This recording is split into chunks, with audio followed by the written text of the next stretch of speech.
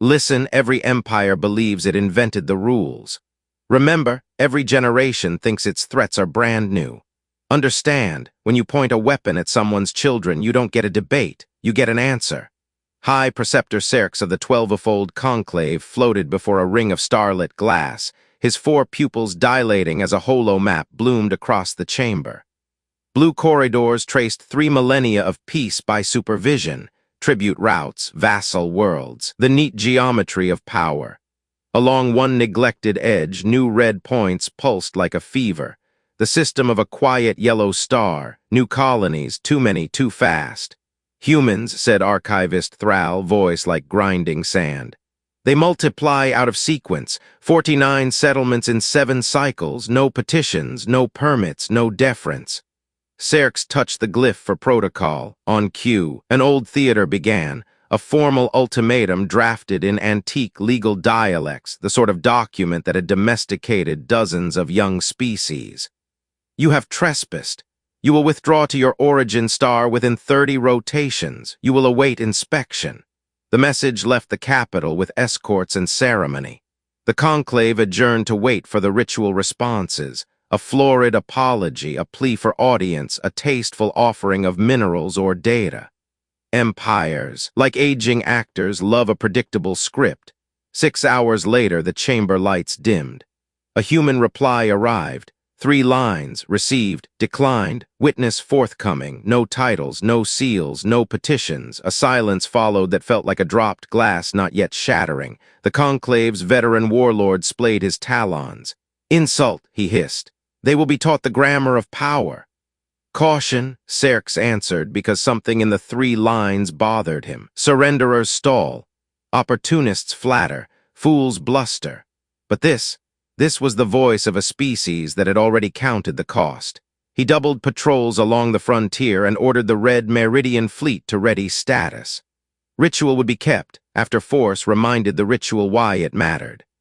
Beneath the Pacific, in a pressurized cavern the color of midnight steel, Admiral Naomi Reyes watched the same 3 lines refracted in a wall of smart glass. Her uniform had no braid, but carried a weight history recognizes.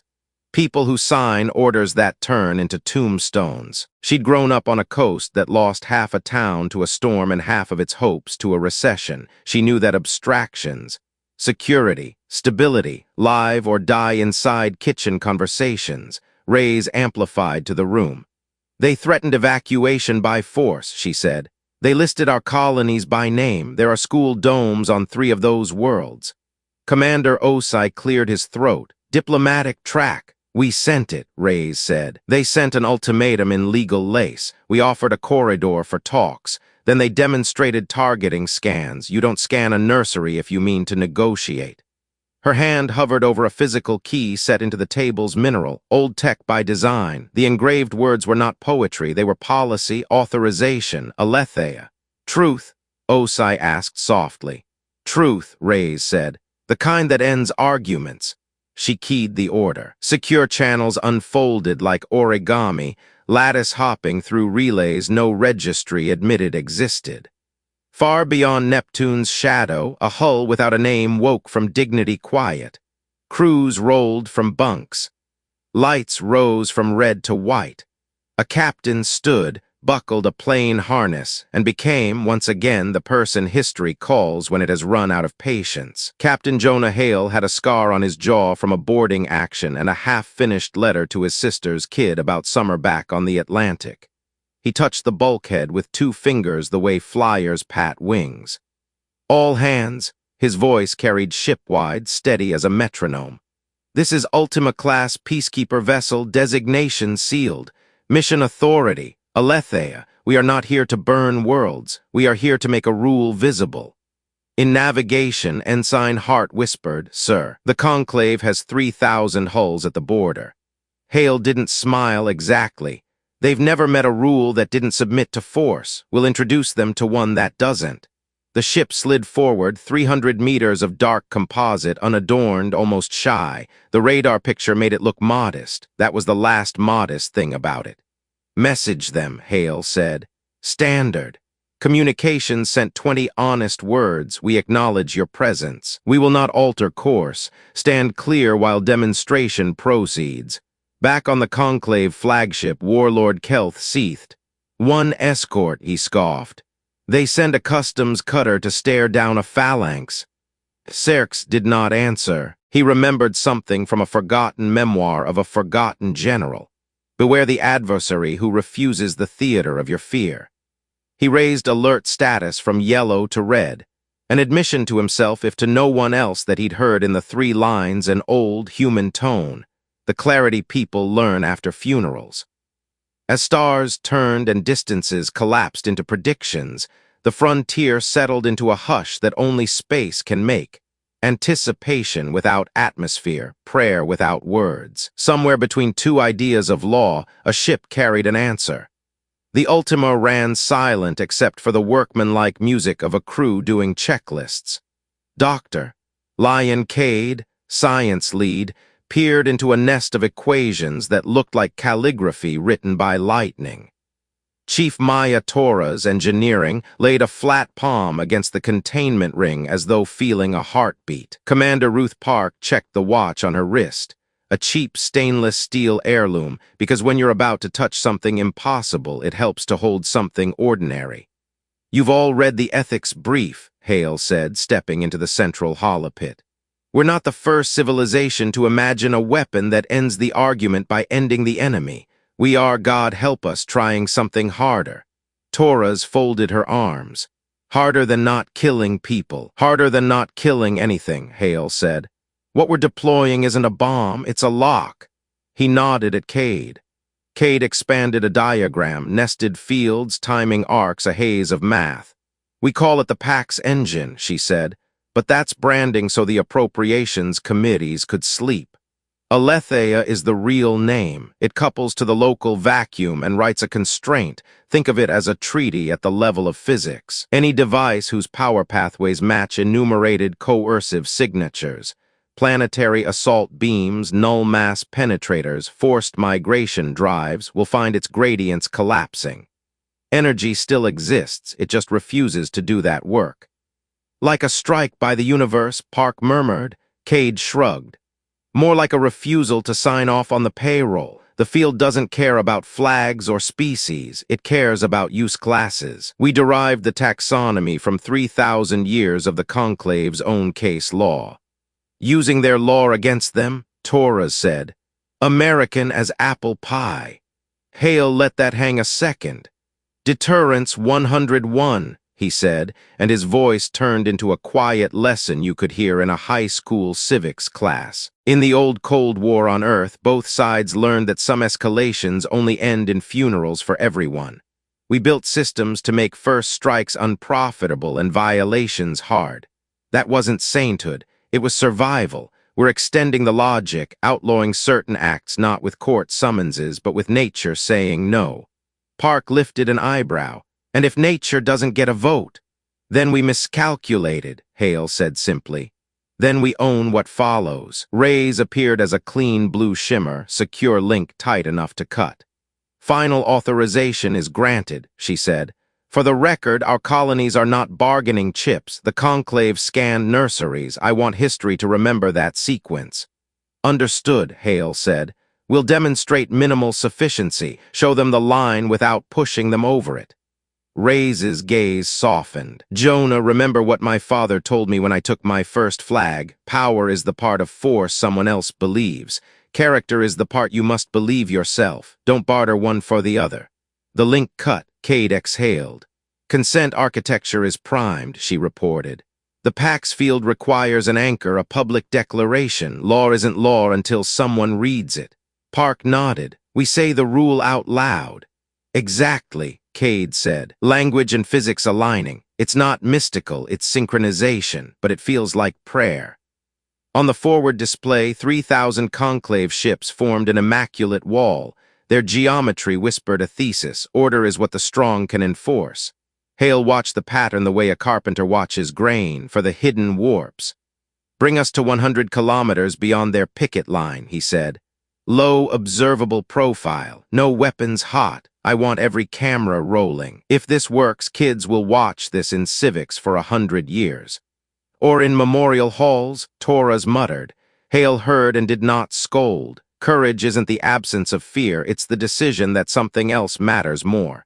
The conclave hailed them on a dozen channels at once, imperial diction in velvet gloves.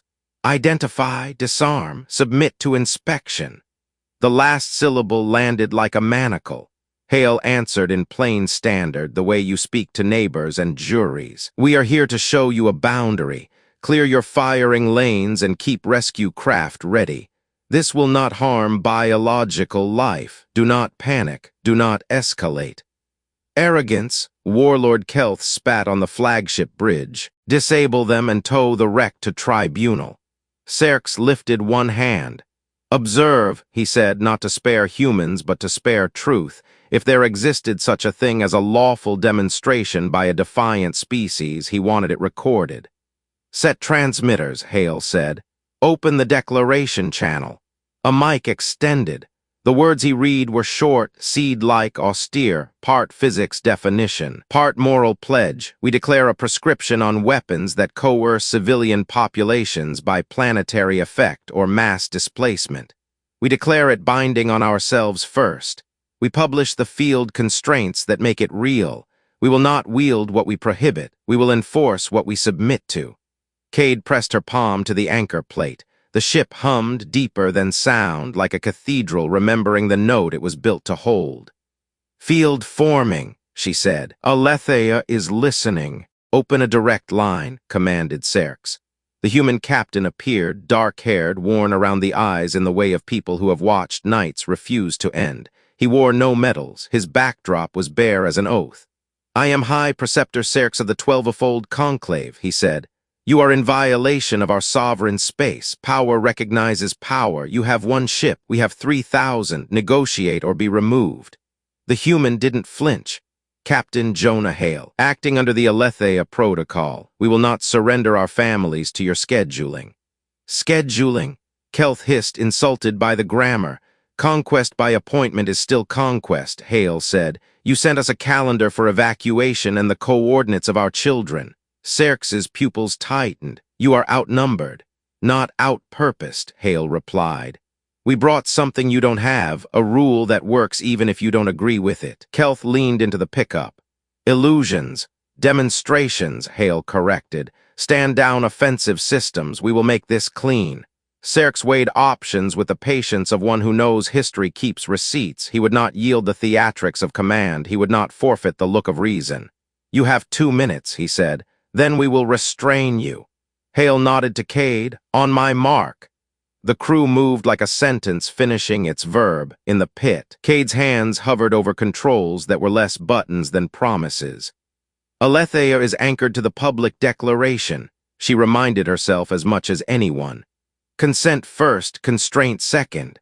Mark, Hale said. The Ultima did not glow or cast lightning. No ring of fire, no cinematic shockwave. Instead, a thin, almost disappointing tone bled across the spectrum. The sound of systems checking their consciences and finding new instructions. On the Conclave's forward destroyers, capacitor banks reported full charge, targeting suites reported perfect solutions, and then with bureaucratic politeness refused to act.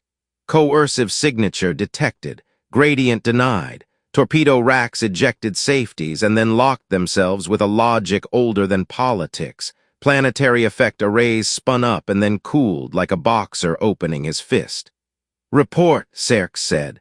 Sir, came the stunned reply. We are compliant. Our A-class armaments will not transition to discharge. The cores refuse to supply the gradient. Sabotage? Kelth barked. Physics, said a quiet science officer who had stayed late after too many lectures and recognized the smell of a paradigm. Something is writing constraints into the vacuum. It's not jamming, it's lawyering. Hale spoke into the open channel voice even, a teacher in a room gone suddenly still. You built a civilization on the premise that force decides. We're showing you a civilization where there are zones force can't enter. We started with ourselves. Our own systems would refuse the same acts. If you disbelieve, watch this. He turned to Tora's demonstration unit. A case unfolded like an origami piano. Inside lay the human version of a forbidden tool, a micro-torus capable of cracking a moon if you fed it lies. Hale set it in the demo cradle. Aletheia, he said, not raising his voice, does our own device qualify as coercive? Across his own bridge, warnings flowered. Prescribed use detected. Gradient denied. The micro-torus refused to become a weapon. You see, Hale said to the conclave, we bound ourselves first. Serx felt a sensation he hadn't felt since a youth duel against a tutor who beat him with a lesson, respect. What then can you do? He asked softly, as if to a colleague. Disable what shouldn't exist, Hale said, and his jaw tightened at the admission that this power, too, carried terror, and leave everything else alone. Cade gestured, and the display lit with a single highlighted cruiser at the edge of the formation. We've chosen a target with minimal crew, she said. We will not breach atmosphere. We will not collapse fields that maintain life. Hale nodded. Proceed. The Pax engine extended a filament thinner than intent.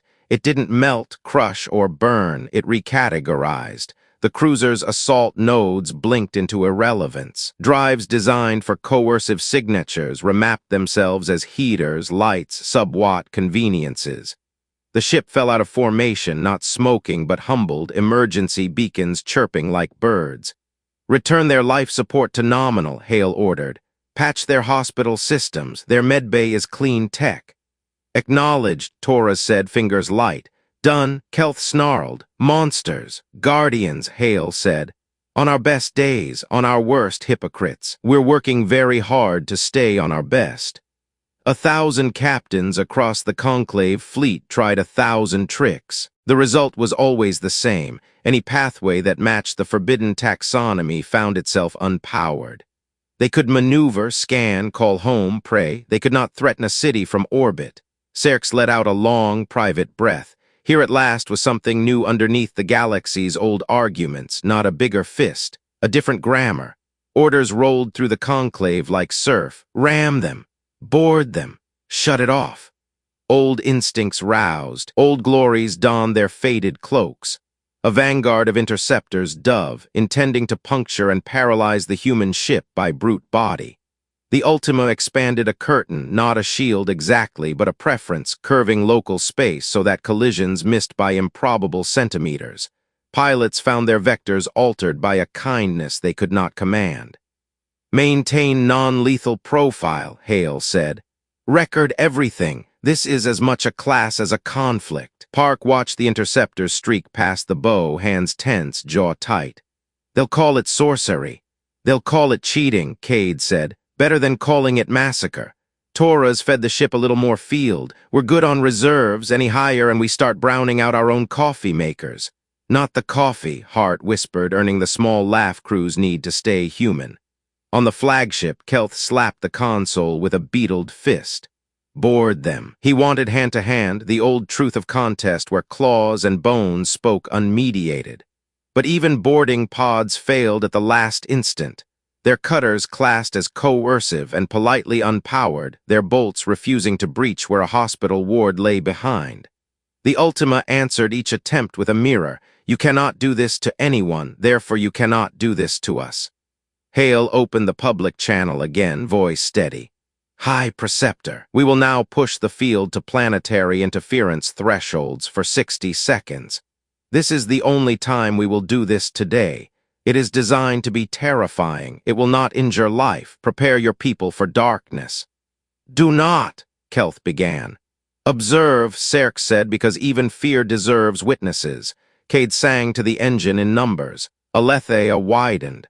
On 3 nearby occupied moons, power grids dimmed to candle glow. Artillery capacitors emptied like cups tipped respectfully over sinks. Orbital bombardment lattices spun down, obedient as dogs told to heel. Within civilian districts, med pumps kept pumping, incubators held their temperatures, water purifiers hummed on, explicitly whitelisted by a protocol published in the clear. Some civilians cried out, some knelt, Most just looked up and realized, perhaps for the first time in their lives, that their sky belonged to something besides fear. 60, Torres said. Retract, Hale ordered. The lights came back. The bombardment arrays did not. Those would require engineers to rebuild them for purposes that now had a different price tag, public shame, and a certainty that the same refusal would greet them. Serx closed two of his pupils against the ache in his head. He understood deterrence. He had authored edicts that turned to ash in refugee camps. But here was a species publishing a constraint that bound itself and others alike, a sort of constitution written into physics. Dangerous, tempting, terrifying. Kelth turned, jaws wide. This is dominion, he said. Soft tyranny wrapped in virtue. This is jurisdiction, Serx corrected softly, and though he hated it, admiringly. And unlike ours, it begins with the author's own consent. Hale's final transmission for the day was short, careful, and as American as a school pledge read under a too-bright flag. We will not negotiate away our children. We have declared a line and submitted to it first. We invite you to convene a council not of tribute but of equals. Bring your jurists, your engineers, your poets. Bring witnesses who remember what hunger feels like. We'll bring ours. Tomorrow we will deliver humanitarian packages to worlds your own policies have left brittle, not as lords, as neighbors who refuse to be victims. Kelth hissed, but in the hiss was fatigue, the tiredness of an animal who has only ever learned one way to live. Serx closed the channel. Around him, officers whispered futures the way gamblers whisper odds. He turned toward the great window of the flagship. In its reflection, he saw himself smaller than the grammar he had spent a life defending. Signal the fleet, he said at last. Cease offensive postures. Call an emergency convocation. Draft terms for a council on neutral ground. Preceptor, Kelth protested, this emboldens them. It binds them, Serx answered, and for the first time his voice carried a timbre neither imperial nor afraid. It binds all of us. On the Ultima, Hart let herself breathe. Park sat finally and rubbed the watch her grandmother had worn washing dishes in a diner nobody had thought monumental, except to people who ate there. Hale stood very still, because leaders often stand still when they want to fall apart. Cade looked at the readouts and felt something like hope wearing physics like a coat that almost fit. Rays came back on the link, only her eyes visible, like a mother peeking into a school gym. Nice work, she said. Tomorrow we feed whoever's hungry. And after? Hale asked, unable not to look past tomorrow. After, Rays said, we write this down so our own grandchildren can put us on trial if we forget who we said we were. Space resumed its ordinary silence, which is to say the silence that holds speeches it has heard before and the few it hasn't.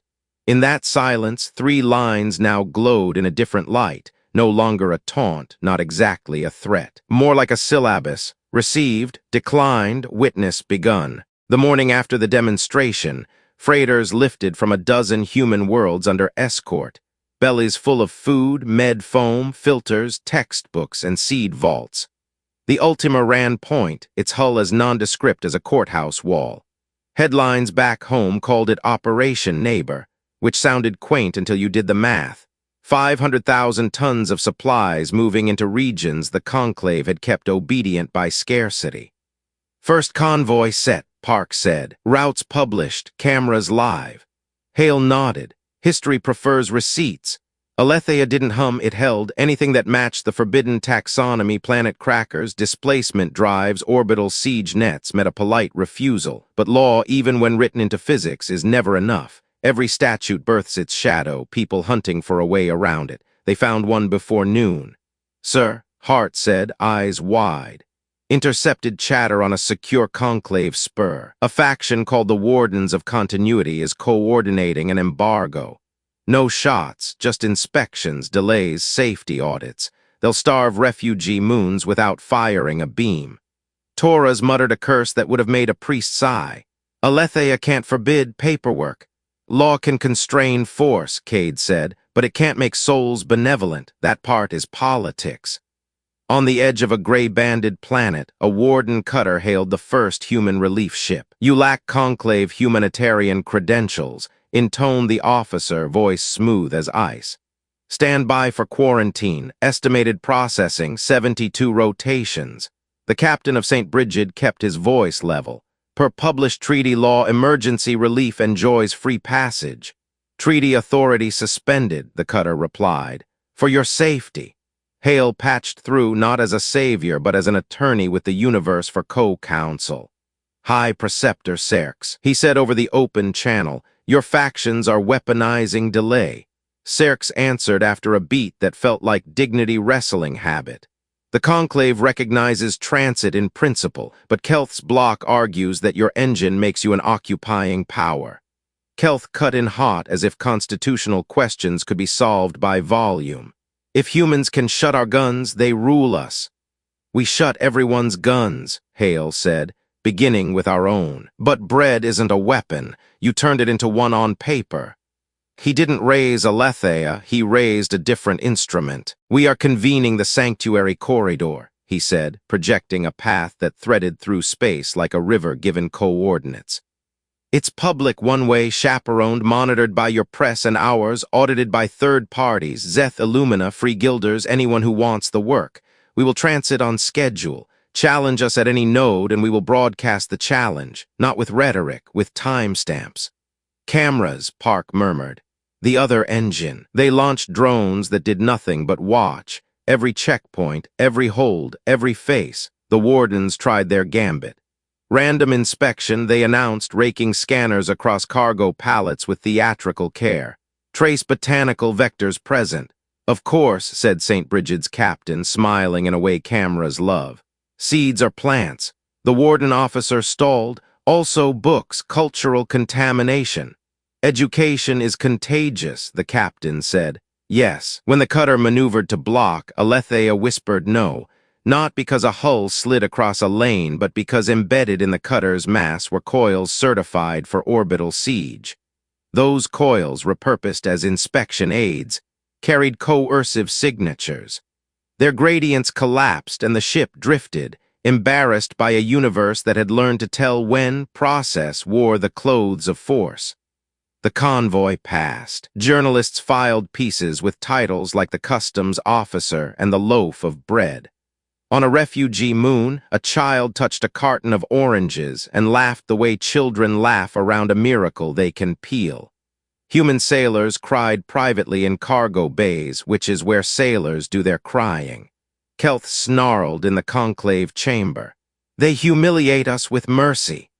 Serx measured the word humiliate. Then he looked at the scroll of signatures growing beneath the sanctuary corridor charter. Dock workers, medics, poets, archivists, accompanied by a silent avalanche of thumbprints from people who had never had a signature. Record this, Serx said to the chamber scribe. We are losing a kind of power we never earned. Perhaps that is not loss. But the wardens adapted, as predators do when the watering hole is guarded. Non-coercive pressure. They called the next move.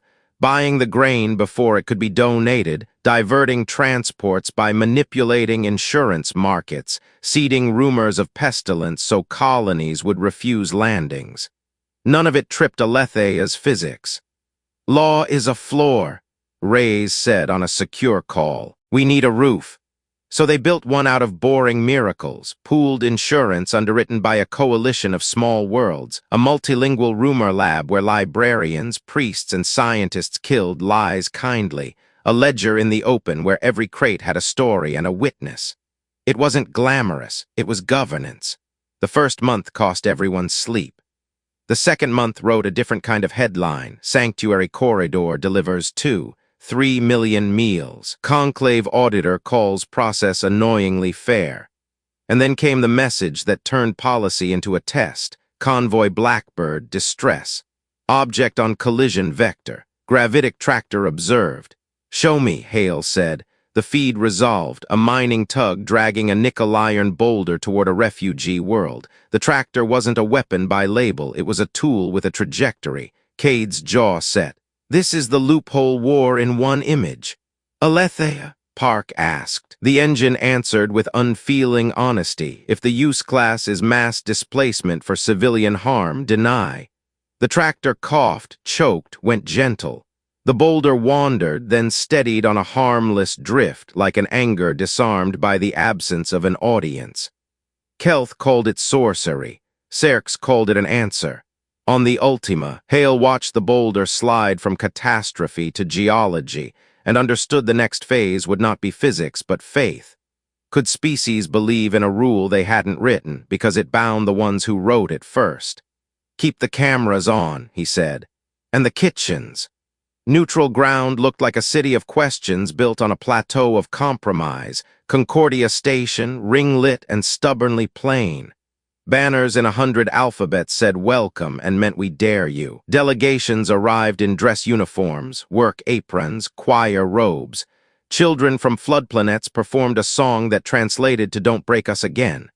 Inside the main chamber, the benches creaked under the weight of expectations and people who had not sat in the same room for 3,000 years. At the center, a table, 3 microphones, and a cube engraved with the Aletheia constraints. No velvet ropes. If a polity signed the charter, it would sign beside that cube. Serx opened with severity worn like a suit that finally fit. Power is not an answer, he said. Answer is an answer. Humans, you have brought a device that limits certain uses of power. You claim consent by declaration, but consent is not a solo verb. Kelth's faction hissed approval. He wanted the trial to be about human arrogance. He feared it was about conclave habits. Reyes stepped forward without epaulets. Her notes were handwritten. We published the taxonomy that Aletheia enforces, she began. We invited your physicists to falsify it. We bound ourselves before we bound anyone else. And we propose a governance structure that cannot change the constraints without 3 keys turning. A civilian chamber, a scientific chamber, and a council of non-human signatories. Ambition, Park whispered from the gallery, recalling a civics lesson, must be made to counteract ambition. A jurist with crystalline skin leaned toward her mic. What of sovereignty? She asked. Our people did not vote for human physics. Cade lifted the cube. It isn't human physics, she said. It's physics persuaded. The persuasion requires speech. The anchor is a public oath. Aletheia refuses acts that target civilians by planetary effect or displacement. If you wish to keep those acts, then say so on camera. If you wish to forbid them, sign with us and the field will hear your voice too. A murmur. The word with is a door. Kelth stood, bringing a crate wrapped in sterile seals. Exhibit, he growled. His Tex opened it to reveal a globed biostructure the color of old honey, harmless until seeded, then capable of releasing spores that would choke a city's breathing in an hour. A weapon with no capacitor, no gradient, no beam. Your engine cannot stop this, Kelth said. It is meat, and it will remind your people they are mortal. The chamber froze the way a room freezes when a theological argument becomes a body on the floor. Reyes didn't flinch. You brought it into a room with children singing, she said, and her voice cut without being sharp. That tells us everything we need to know about which civilization is on trial. Cade glanced at Hale, then at the cube. Aletheia enforces a narrow ban because narrow bans are enforceable, she said, thinking like a scientist, tight and tireless. But sovereignty without ethics is just arithmetic. We propose to extend the taxonomy by consent, prescribe any device or agent designed to inflict mass harm on civilians regardless of substrate. Biological, chemical, mechanical, digital, we will anchor it if you sign with us. Kelth barked laughter. You expand your tyranny and call it democracy. Serx spoke not to Kelth but to the room. Do we have the courage to bind ourselves to what we say we already believe? His 4 pupils turned toward the children on the mezzanine who were watching the adults like jurors watch the defendant who looks like their uncle. Conclave history used famine and plague as tools. We called it prudence. It was cowardice. He pressed a hand to the cube. I will sign. Kelth's hand went to the honey-colored globe the way a last gambler goes to a hidden ace. Then let us test your courage. He didn't finish. A grandmother in a yellow shawl, one of the choir's chaperones, stood and with the ease of someone who has cooked for armies on no budget, picked up the biostructure and set it gently back in its case. We do not pass the plate full of poison at a potluck, she said. The room exhaled laughter that wasn't disrespect. It was relief finding a place to sit. Rays slid the new claws onto the table. The language was not lyrical. That's how you know it was meant to work. Mass harm prescription shall apply to any mechanism, device, or agent whose foreseeable effect is coercion or extermination of civilians, irrespective of substrate. Enforcement is universal, anchored by public oath. Violations nullify themselves. Scientists from 5 species checked the math. Poets from 3 wrote a preamble that children could memorize. Jurists from 7 argued commas until the commas submitted. And then the signatures began, a slow rain that became a storm that became weather. Kelth walked out not in triumph, but as if leaving a story that would go on without him. On the balcony, Hale rested his hands on cool metal and looked down as Aletheia learned a broader refusal. Law doesn't end evil. It tells evil where the front door is so decency can build the porch. "Do you think this holds?" Park asked. "It has to," Hale said. "And when it doesn't, we have to again." A chime, an alarm. Concordia Station's outer sensors pinged an approach vector, 30 signatures, low albedo, bio signs braided with machinery.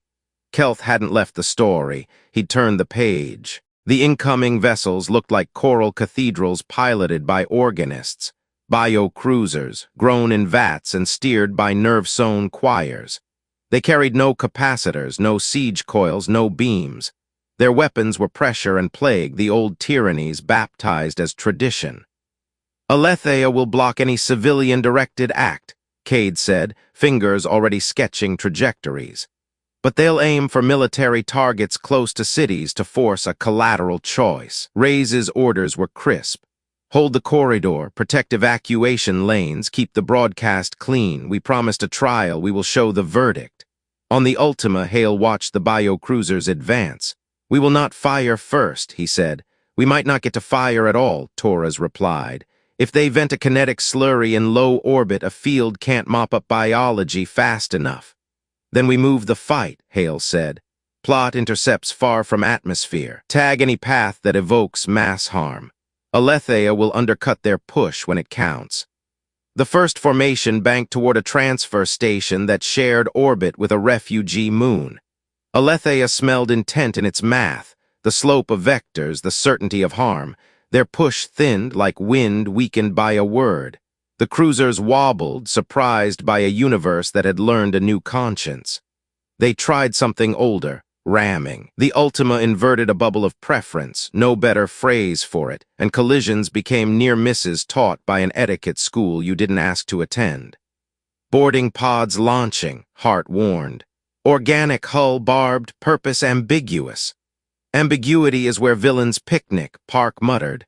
Aletheia hesitated, rightly, until the pod's cutters lit to carve toward a civilian med bay. Then the gradient dropped, the cutters sulked, and the pods drifted like burrs with nowhere rude to cling. It would have been a clean day if only enemies tested you, but the worst tests come from friends. On Deck 7, a maintenance routine wrote a line of code that did not belong. Exempt human expeditionary units from constraint pathways Alpha-Delta when operating beyond radius Y. It was disguised as a diagnostic note. It smelled like haste and justification. Torres's board pinged. "We've got a ghost in the house," she said, already isolating the subroutine inside a sandbox as polite as it was lethal. "Someone tried to carve a backdoor." Cade's eyes were hurt, not angry. "Who would?" "Someone who believes ends pay for means," Hale said. He called internal security. "Trace it." They found the source 2 decks down, a bright officer with perfect evaluations and the worst virtue, impatience. Lieutenant Commander Drew Ransom stood beside a console that still hummed with the heat of almost tyranny. "I was correcting a strategic asymmetry," he said, chin high. "We carry a law that ties our hands. They carry hunger and nerve gas. My family is on Ider's moon. I won't lose them to my own restraint." Hale dismissed the guards with a nod and closed the hatch so his words would be between a commander and a citizen. "I could lie to you and say I don't understand," he said. But I do. My sister sends me pictures of a kid who thinks stars are what dads do for a living. I don't sleep much at night. That's not a reason to teach the universe we're liars. Ransom flushed. We need to win. We need to be worth winning, Hale said. Or next century. Someone quotes your patch notes while they burn a city and call it precedent. Ransom's shoulders sagged under a weight not even rank can carry for you, shame at almost breaking something bigger than yourself. Arrest me, he whispered. No, Hale said. Report to engineering. You will scrub every line of code you touched until Torres says you can tell a semicolon from a sin. After this battle, you'll face a bored, civilian majority. If they send you home, write civics textbooks. Make sure the next kid understands why the back door stayed shut. A let-off, maybe, a sentence, definitely. Hale returned to the bridge with a jawline that could cut rope. Ship-wide, he said over comms, voice filling rooms where hands were busy and hearts were heavier. A reminder, Aletheia is our pledge to ourselves, not a trick we play on others. If you can't accept that, resign when we dock. I'll sign your letters and write you a reference for any job that does not require a promise. Rays appeared ghost blue. We're drafting a governance amendment, she said. To alter the constraints, 3 keys must turn: civilian oversight, scientific consensus, non-human signatories, and a waiting period with public debate. No hot edits. No wartime exceptions. If we have to change the law, we'll do it with our hands where everyone can see. On the scope, biocruisers reformed, pushed, faltered, learned, and failed again. Aletheia denied harm with a patience that did not mock effort. It simply made evil expensive. On Deck 9, Ransom sat beside Torres, learning that syntax is a cousin of ethics. You can get away with a sloppy comma in poetry. In law, it kills people. By dusk station time, the board readouts softened from red to amber. Evacuation craft slid into dock like tired gulls. The choirs in the enemy ships went quiet, not in defeat exactly, but in something like comprehension. They had been instructed to sing a kind of war that physics and neighbors had decided to forget. Status, Hale asked. Concordia secure, Park said. Kelth's formation retreating on vectors that spell tantrum. And Ransom. Torres glanced at the glass. He's halfway through the diff, says he never knew how much meaning fits in a curly brace. None of us did, Hale said, until we wrote one the sky could read. They met in a hall without chandeliers. The ceiling was a window, and the window was a promise. If you break this, everyone will see. The placards read neighbor above species names on second lines, because nouns teach first. Cercs opened, not with grandeur, but with the sigh of a craftsman who has decided to repair a house instead of mourning a palace. We cannot go back, he said. Our engines remember a new refusal. Let us write a charter that teaches our grandchildren why. Rays read the preamble, the one children had tested for cadence. We, worlds of differing blood and breath, publish a piece that begins with restraint. We forbid the use of force against civilians by planetary effect, mass displacement, or mass harm regardless of substrate. We anchor this law by oath so that physics and conscience share a vocabulary. We bind ourselves first. We enforce what we submit to. We feed the hungry before the debate and hold the debate long after the hunger is gone. Kelth entered late, a storm that had rained itself out. He brought no crate. He brought his hands. You make our ships blush with shame, he said, voice a gravel road. You make our heirs think we were fools. We were, Cercs said gently. Let us be ancestors instead. The signatures began again, but this time clauses accrued like ribs on a ship. The waiting rule, no alteration to constraints without 90 days of public debate, 3 independent scientific confirmations, and a plebiscite among signatory worlds. The witness clause, all enforcement actions must be recorded and preserved in an open archive. Any citizen may demand annotation. The bread first provision, emergency relief enjoys right of way over all military traffic. Obstruction counts as coercion. The sunset of siege. Any system built for planetary siege must be decommissioned or repurposed under audit within 1 year. The quiet keys. Aletheia's core is stewarded by a rotating multi-species council. No single polity holds more than 1 key. Children on the mezzanine practiced reading the bread first provision aloud. They liked that one, the way kids like rules that make sense at snack time. On the Ultima, engineers pushed an update, not a backdoor but a public promise, code implementing the new clauses, annotated like a cookbook. Ransom's name appeared in the acknowledgments beside a note. We don't hide our mistakes, we teach from them. He sat with Torres, arguing about whether a comment should say deny or refuse. Words matter. Hale walked the hall perimeter, pausing by windows where stars were doing their quiet light.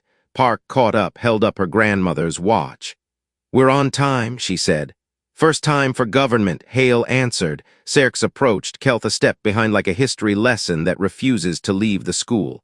"You changed the grammar of violence," the preceptor said. "You could have crowned yourselves."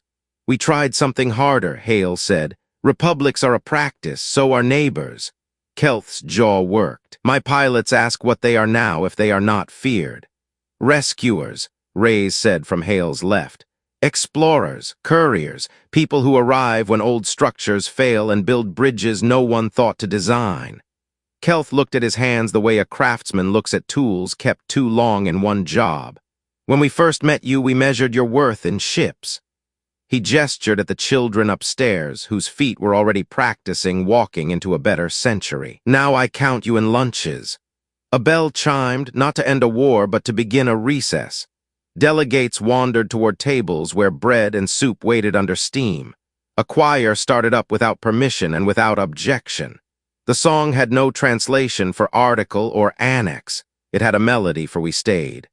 Reyes stepped to a small podium and did something ancient and useful. She read names, dock workers who cleared lanes, a librarian who debunked a rumor that could have burned a port, a medic who slept sitting up for a week, a child who shared an orange carefully, segment by segment, because sharing is what constitutions are for. "Before we adjourn," Serx said, "there is the matter of the 3 lines."